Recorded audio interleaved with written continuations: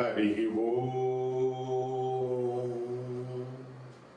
नीलांजनसमाभासं रविपुत्रं यमाग्रजं छायामार्ताण्डसम्भूतं तं नमामि शनैश्चरम्। జగద్గురువైనటువంటి శనీశ్వర భగవంతుడికి నమస్కారాలు చేస్తూ ఆయన పాదపద్మాలకి, ఆయన గురువైనటువంటి పరమేశ్వరుడికి పాద నమస్కారాలు చేస్తూ మనము ఈ శనీశ్వరుడి యొక్క త్రయోదశి మనకు వస్తోంది.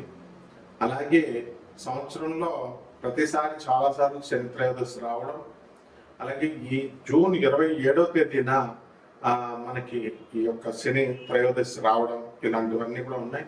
అలాగే శనీశ్వరుడి యొక్క ఇదేమిటంటే శనివారం నాడు శని త్రయోదశి రావడము, ఆ శనివారమే పడుతుంది, త్రయోదశి తిథిలో పడుతుంది. అలాగే శనీశ్వరుని యొక్క మహిమ కూడా మనం చూడాలి.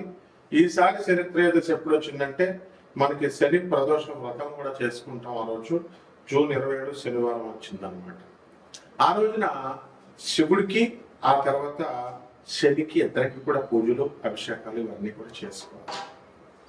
అలాగే త్రయోదశి జూన్ 26 నుంచే ప్రారంభమైపోయింది.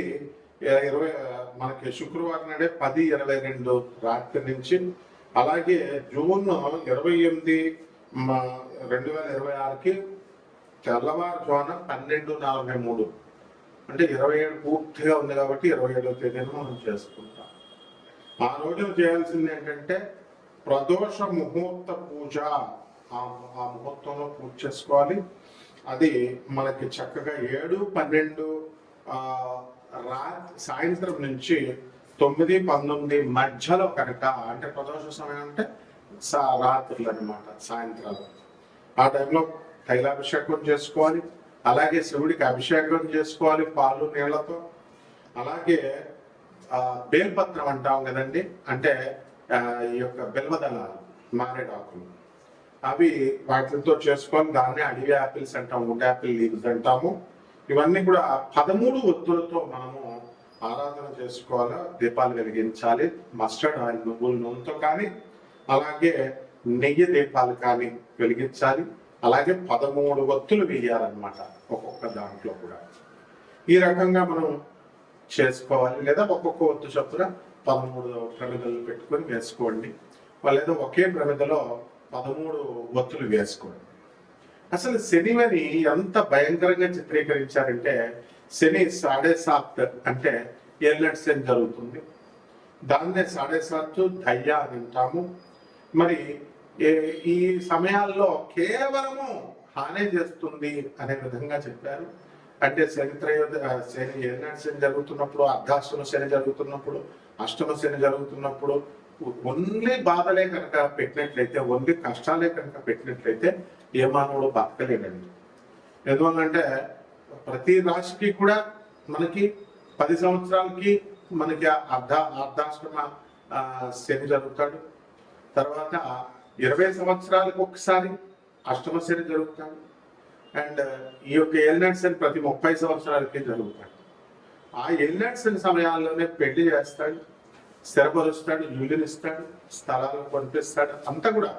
అలాగే కష్టాలు పెట్టి బంధువులందరినీ కూడా ఒక్కొక్కళ్ళ స్నేహితుల్ని దూరం చేసి, నువ్వు ఏకాకి సుమా, నువ్వు ఎక్కడి నుంచి వచ్చావో అది ఆ ప్రయోజనాన్ని నువ్వు తెలుసుకో. మానవ జన్మ ఈటింగ్ అండ్ మేటింగ్ కాదు.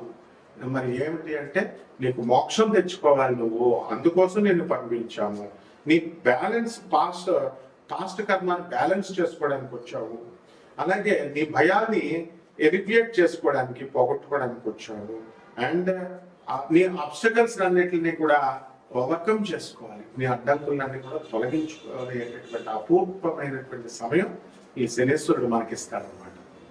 అయితే అసలు శని గురించి ఎంత బ్యాడ్ చేస్తారండి, శనితో హాని చేస్తున్నట్టు. అసలు శని గురించి ఏమన్నా తెలుసా?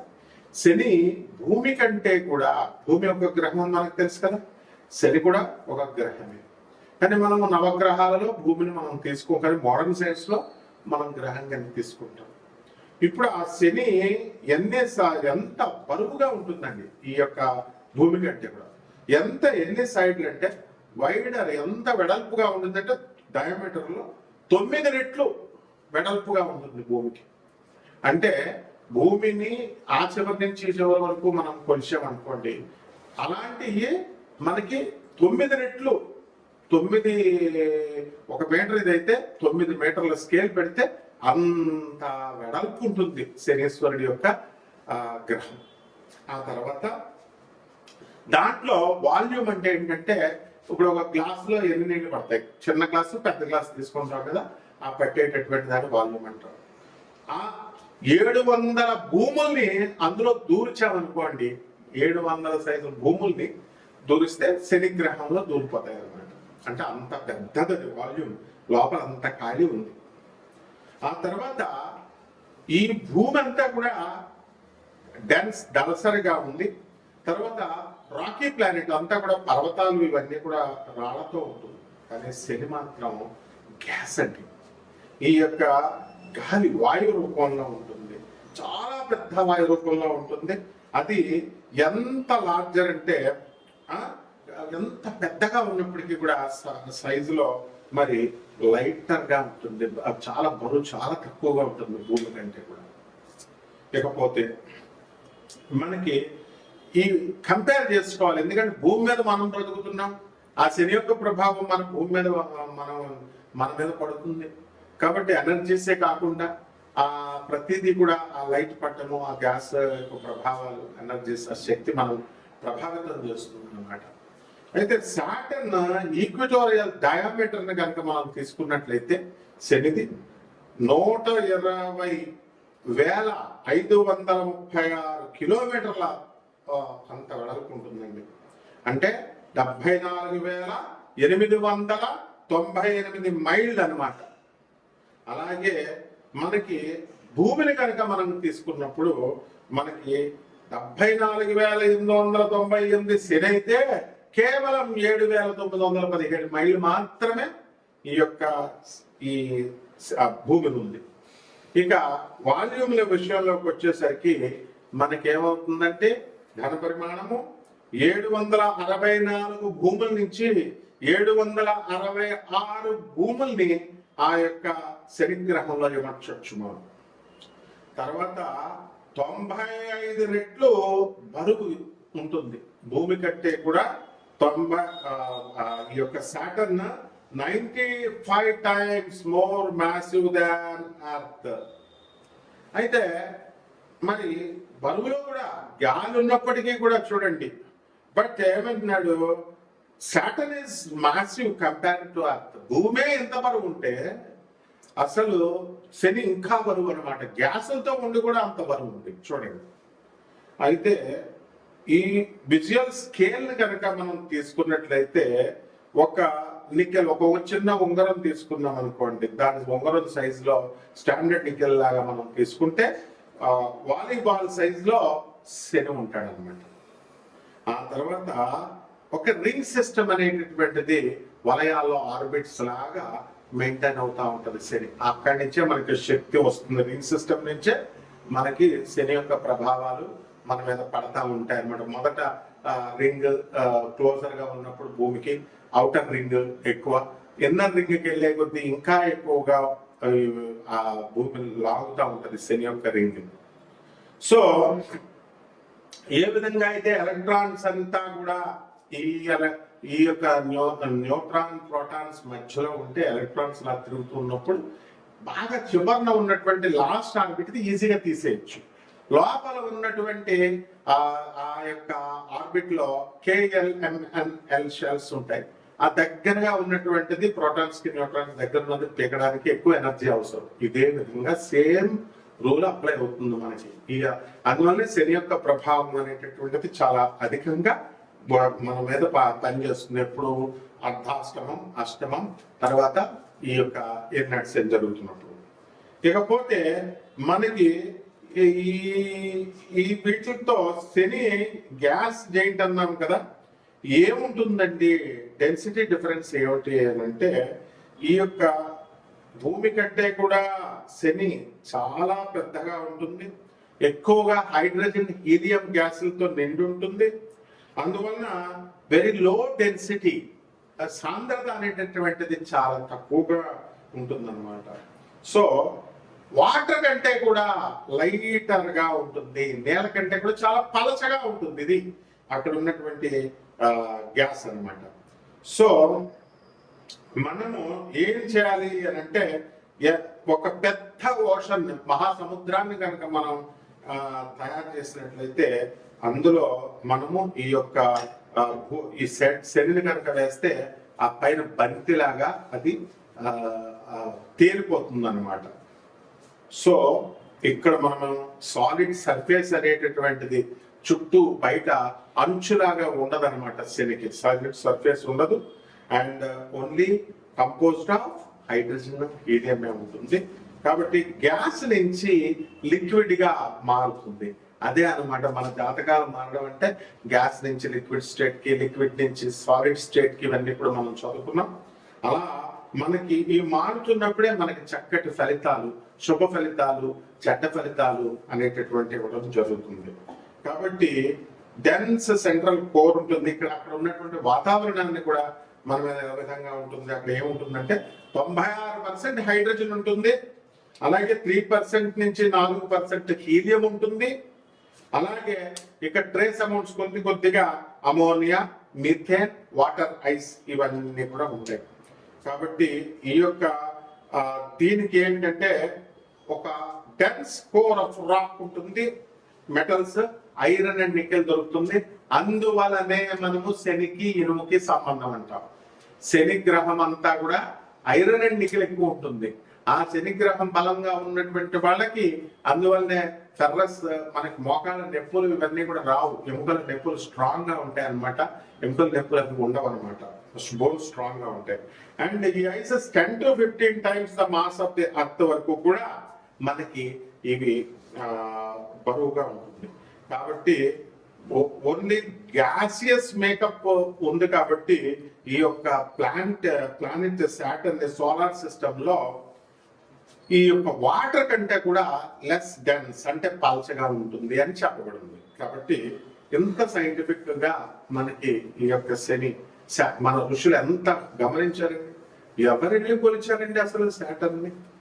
మన మోడర్న్ సైన్స్ ఏమో శాటిలైట్స్ ని వదిలి ఇలా కనిపెడితే, మన ఋషులు చెప్పింది, ప్రాచీన ఋషులు ఏన్షియంట్ ఆస్ట్రాలజీలో ఆస్ట్రానమర్స్ అంతా కూడా ఎంత ఈజీగా చెప్పారు. ఆర్యభట్ట వీళ్ళంతా, వరాహమిహిరుడు వీళ్ళంతా సేమ్ ఇరువుకే సంబంధం ఎందుకు చెప్పారండి? అక్కడ ఐరన్ అండ్ నికెల్.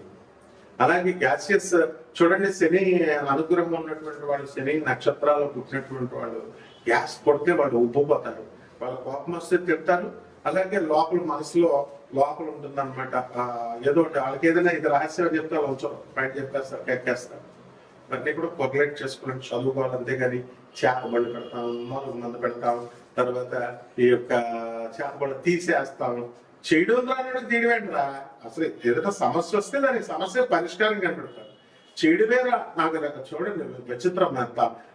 తంత్రగాళ్ళు అని చెప్పుకుంటారు, మంత్రగాళ్ళు ఏమైనా ఈ బోగస్ గాళ్ళకి ఏంటంటే ఏమని చెప్పుకుంటారు, ఇప్పుడు ఏదైనా చేస్తే అది చేయడం వస్తే ప్రాబ్లం ఉంటే దాని సొల్యూషన్ కనిపెడతారు. ప్రాబ్లం ఏంటో నీకు తెలియదు, చేయడం రాదు తీయడం వచ్చు అంటే, నాకు చేయడం రాదు తీయడం వచ్చానంటే బోగస్ గడ్ అని అర్థం, ఫేక్ గడ్ అని అర్థం. నెక్స్ట్ మరుగు మందులు అంటారు, వశీకరణాలు అంత తేలిక. ఈ వేళకు ముందు వాళ్ళ పిల్లల వశీకరణాలు అవి ఉండరు, వాళ్ళ మాట ఎవరు వినరు. తర్వాత ఈ యొక్క ఇక ఇంకేమిటండి, మేము జాతకాలు మార్చేస్తాం, మేమే దేవుళ్ళు అని చెప్తారు. ఇట్లా బోగస్ గా దేవుడు. అందుకే వీళ్ళకి కరెక్ట్ మొగుడు గోగినేని బాబు దిగుతున్నాడు. గోగినేని బాబు ఏం చెప్తాడంటే, బాగా ఇదొక ఫ్యాషన్ అయిపోయింది అనమాట. గాలి చూసావా, గాలిని చూపిస్తావా, అలాగే దేవుడు కనపడడు అని. అందుకే కరెక్ట్ మొగుడు ఏం చెప్పాడు, సౌండ్ ఏమవుతుందంటే వినపడుతుంది. ఆ వినబడిన సౌండ్ కంటికి నేను చూపిస్తాను రా, కంటికి నువ్వు చూడగలవా కంటితో ఆ సౌండ్ ని అని అడిగాడు. కరెక్ట్ అతను చెప్పింది. ఇప్పుడు నీకు శబ్దం వస్తుంది, దానికి మీటర్ ఉంది కొలవడానికి, నీ సిగ్నల్స్ ఉన్నాయి మీటర్ ఉంది కొలవడానికి, గాలి ఉంది మీటర్ ఉంది కొలవడానికి. ఇవన్నీ భౌతికాలు. దేవుడిని నేను చూసేసా, దేవుడితో నేను మాట్లాడేస్తా, దేవుడు నాకు ప్రత్యక్షమైపోయి దేవుడిని ఒంటి మీదకి వచ్చాడు, ఇటువంటి బోగస్ నా కొడుకులందరినీ కూడా చాలా జాగ్రత్తగా మీరు ప్రోత్సహిస్తే ముందు శనీశ్వరుడు మిమ్మల్ని తోలు తీసేస్తాడు. మీరు ఎన్ని నువ్వులు వేసినా ఎన్ని వేసినా కూడా మిమ్మల్ని కేవలం బోగస్ గాళ్ళ మాటలు విన్నా, వాళ్ళ వీడియోలు విన్నా మీరు సర్వనాశనం అయిపోతారనమాట. అదే అడే సాత్ అంటే శని పట్టుకోవడం అంటే ఆ వాళ్ళని అలాంటి వాళ్ళ అయోగ్యుల మాటలు విండి, చదువు సంఖ్యల మాటలు వింటే, అలా చెప్పిన అశాస్త్రీయమైనటువంటి అవైధికమైనటువంటి వింటే అవుతారు. ఇప్పుడు ఒక్కొక్క రాశి వారిగా ఈ జూలై నెలలోనే కాకుండా ఇప్పుడు ఉన్నటువంటి గ్రహ పరిస్థితులను బట్టి చక్కగా ఈ 2026 సంవత్సరంలో మీ జాతకాలు ఒక్కొక్క రాశి వారిగా మనం ఎలా ఉందో ఈ శని యొక్క ప్రభావం ద్వారా మీకు ఎలా ఉందో మనం తెలుసుకుందాం. మిథున రాశి, ఈ మిథున రాశి వారికి చాలా అద్భుతంగా ఉండబోతుంది. ఏమంటే అసలు ఏంటంటే బాబు, అందరూ ఎవరు చెప్పినా సరే మిథున రాశి ఎంత అద్భుతంగా ఉంటుందండి అని చెప్పేసి అందరూ కూడా ఆశ్చర్యపోతున్నారు అనమాట. అలాగే ఆశ్చర్యపడండి, కానీ మీరు పిసనార్థనాలు చేసి సాధువులకి, అనాథలకి, వికలాంగులకి, తర్వాత పేదవారికి కనెక్ట్ చేయకపోతే తోలు కూడా తీసేస్తారు శనేశ్వరుడు. అది బీరువాల్లో డబ్బులు దాయడం కాదు, అందులో ఇప్పుడు అసలే అర్త్క్వేక్స్ ఉన్నాయి. ఈ రోజు మనకి జపాన్లో, వెనుజులాలో, తర్వాత ఇక్కడ కాలిఫోర్నియాలో ఇవన్నీ కూడా రావడం జరిగింది. ఈ మిథున రాశి వారికి అందరికీ కూడా మనకి రాష్ట్రాధిపతి అయినటువంటి బుధుడు జూలై 7 తర్వాత జన్మరాశిలోకి రావడం, చక్కగా ఆరోగ్యం కొంచెం కుదరపడ్డము, ధన సంపాదన విషయంలో కొంచెం ఇంప్రూవ్మెంట్ రావడం, ఆ తర్వాత విదేశాలకు వెళ్ళడం, ఎప్పుడు పార్టీలు పబ్బులు అంటూ తిరిగేటటువంటి మీకు కాస్త ఆధ్యాత్మిక ధోరణి అనేటటువంటిది 24వ తారీఖు వరకు వస్తుంది. ఎంతసేపు కూడా ఫ్రెండ్స్ ఫ్రెండ్స్ ఫ్రెండ్స్ అంటూ స్నేహితులతో తిరుగుతూ ఉంటారు. మీకు టైం వేస్ట్ అయిపోతుంది. మీ గుండు అనేటటువంటిది గీసి పడేస్తారు వాళ్ళు. జూలై 24 తర్వాత బుధుడు వక్రించినప్పుడు మాత్రమే ఈ సత్యం మీకు తెలుస్తుంది 2026 సంవత్సరంలో. అంతవరకు కూడా మీకు తెలియదు. ఇక అక్కడి నుంచి మీకు ఎవరు మంచివాళ్ళు, ఎవరు చెడ్డవాళ్ళు అనేటటువంటి ఇంగిత జ్ఞానం అనేటటువంటిది మీకు వస్తుంది. అదేవిధంగా ఈ యొక్క కుజుడు మనకి వ్యయస్థితిగతిలో ఉన్నాడు కాబట్టి మీ పేరు మీద ఉన్నటువంటి స్థలాలు కానీ, ఇళ్ళు కానీ అవన్నీ కూడా మీకు రేట్లు పెరగకపోవడం అనేటటువంటిది జరుగుతుంది. గర్ల్ ఫ్రెండ్స్ మోజులో తిరిగేటటువంటి వాళ్ళు, వర్కలు వదిలేసి, పని వదిలేసి, పని చేస్తున్నటువంటి వాళ్ళని వదిలేసి గర్ల్ ఫ్రెండ్స్ తో తిరుగుతున్నటువంటి వాళ్ళకి అందరికీ కూడా ఆ గర్ల్ ఫ్రెండ్స్ ఖచ్చితంగా వీళ్ళకి శుక్రుడు జూలై 4 తర్వాత వీళ్ళందరినీ వదిలిపడేయడం జరుగుతుంది. అప్పుడు కానీ వీళ్ళకి బుద్ధి రాదనమాట. అప్పటికి చేతులు కాలేక ఈ యొక్క ఆకులు మిగిలిని అన్నట్టు అయిపోతుంది. ముఖ్యంగా ఈ యొక్క రాశి వారికి అందరికీ కూడా కేతువు శుభమైనటువంటి ఫలితాలను ఇస్తాడు. విదేశాలకు వెళ్ళాలనుకునేటటువంటి వాళ్ళకి అవకాశాలు ఇస్తాడు. మీ మరదలంతా కూడా విదేశాలకు వెళ్ళిపోయి ఎంజాయ్ చేసేస్తున్నారు అని చెప్పేసి చాలా ఇబ్బంది పడిపోతూ ఉంటారు. సొంత భావాలను వదిలేసి వశీకరణాలు, ఈ తర్వాత ఈ యొక్క ఈ వీళ్ళ సలహాలు వింటూ వీళ్ళు ఏం చేస్తూ ఉంటారంటే రాంగ్ డైరెక్షన్ లోకి వెళ్ళిపోవడం అనేటటువంటివి జరుగుతుంది. So wrong guidance is enough to get ruined. And ఈ యొక్క రాహు కుంభరాశిలో ఉన్న కారణంగా వ్యాపారాలన్నీ కూడా ఈ యొక్క మిథున రాశి వారికి బ్రహ్మాండంగా ఉండడం అనేటటువంటిది జరుగుతుంది. శని వక్రించి మరి జూలై 27వ తేదీ తర్వాత మీనరాశిలో ఉన్న కారణంగా మీకు అద్భుతమైనటువంటి వృత్తిలో అద్భుతంగా మీరు రాణించడం అనేటటువంటివి జరుగుతాయి. కలత్రాలతో అంటే జీవిత భాగస్వాములతో, స్నేహితులతో కాస్త మనస్పర్ధలు రావడం జరుగుతుంది. కాబట్టి ఈ రాశి వారు ముందు చెడ్డవాళ్ళని వదిలేసుకోవాలి. డబ్బులు వస్తున్నాయి కదా అని చెడ్డవాళ్ళతో ఫ్రెండ్షిప్ చేయకూడదు. అండ్ సొంత వాళ్ళని, మీకు మంచి చెప్పేటటువంటి మీ సొంత భావాలను కానీ, మీ సొంత అన్నలను కానీ, మీ ఇంట్లో బంధువులను కానీ వదులుకోకూడదు. ఇప్పుడు పరిహారాలు చేసుకోవాల్సింది ఏమిటంటే ఈ యొక్క మిథున రాశి వారికి మనకి స్త్రీలతో శుక్రుడు వ్యతిరేక స్థితిలో ఉన్నాడు కాబట్టి శుక్ర జపం చేయండి, శుక్ర స్తోత్రాలు చదవండి, శుక్రుడికి కిలో బొబ్బర్ని ఆకు ఈ యొక్క తెలుపు రంగు వస్త్రాల నుంచి పేద బ్రాహ్మణికి దానం చేయండి. తర్వాత చక్కగా మర్రి చెట్టుని ఒకటి నాటాల్సినటువంటి అవసరం ఉంది. మర్రి ఆకుల్ని, మర్రి బేళ్లని తీసుకొచ్చి త్రిమూర్తులతో ఇంట్లో చేసుకోవాలి. అండ్ ఇవన్నీ కూడా చేయకుండా మీరు కనుక ఏదో దేవాలయాలకు వెళ్ళడం, లేకపోతే రోజు బిర్యానీలు తినడం, ఫ్రెండ్స్ దగ్గరికి వెళ్ళడం, ఫ్రెండ్స్ సొల్లుగడ చెప్పి మాట్లాడడం ఇవన్నీ చేస్తే నెవర్ మళ్ళీ రిపెంట్ అయినా సరే మళ్ళీ you will get no time. ఇదే లాస్ట్ ఛాన్స్ మీకు ఈ మిథున రాశి వారికి. ఇంతవరకు ఏదో ఎంజాయ్మెంట్ చేసుకుంటూ వచ్చారు. శని టైం ఇది, కాబట్టి శని కబ్జాలో ఉన్నారు. ఇప్పుడు జాగ్రత్తగా చేసుకోండి. బ్రహ్మాండంగా ఉంటుంది. శుభమస్తు.